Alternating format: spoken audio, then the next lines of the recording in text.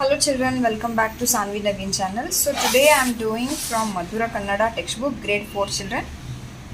Okay, Madhura Kannada textbook grade 4 children, and the poem name is Muddina Mola.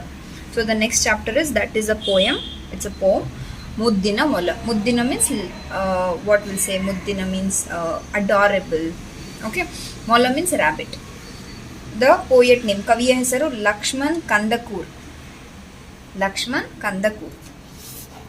Okay, so let's start children.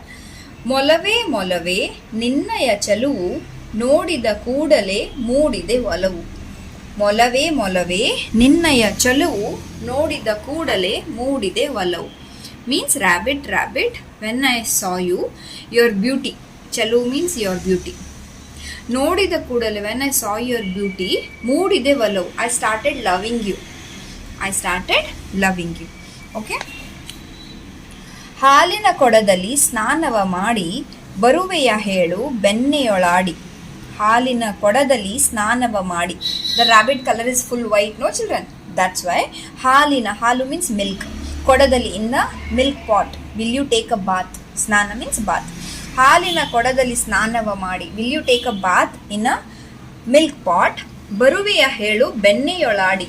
And you'll play with the butter. It's like white like a butter, white like a milk, no? The rabbit color is. That's why they are telling this. Okay.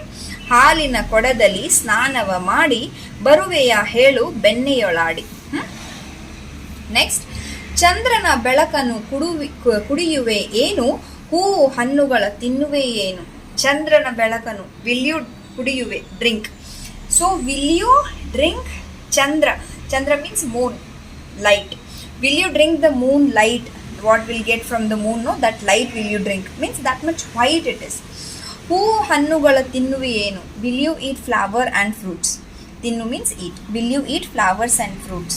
That much they are very adorable, no children? Beautiful, adorable. That's what. Okay, next. ಜೇನಿನ ರಸದಲ್ಲಿ ಮಾಡಿದ ಬಾಯಿ ಪುಟ್ಟ ಕೈಗಳು ಬೆಂಡು ಮಿಠಾಯಿ. ಜೇನಿನ ರಸದಲ್ಲಿ ಮಾಡಿದ ಬಾಯಿ. ಜೇನಿನ ರಸ means honey. Okay, honey.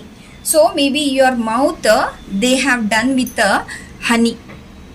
Okay, very cute mouth, very cute mouth, very soft mouth, like that they are telling. ಪುಟ್ಟ ಕೈಗಳು ಬೆಂಡು ಮಿಠಾಯಿ. And your paws, ಪುಟ್ಟ ಕೈಗಳು, ಕೈ means hands. Okay, so your paws are like ಬೆಂಡು ಮಿಠಾಯಿ, the sweet, the small sweet.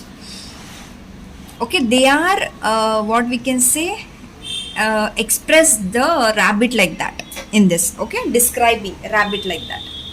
ಪುಟ ಪುಟನೆ ಪುಟ ಪುಟ ಪುಟನೆ ಓಡುವೆಯಲ್ಲ. You will run everywhere, ಪುಟ ಪುಟ ಪುಟ ಪುಟ ಪುಟ, like that. ಏನಿತು ಮೋಹದಲ್ಲಿ ನೋಡುವೆಯಲ್ಲ. ಏನಿತು ಮೋಹದಲ್ಲಿ ನೋಡುವೆಯಲ್ಲ.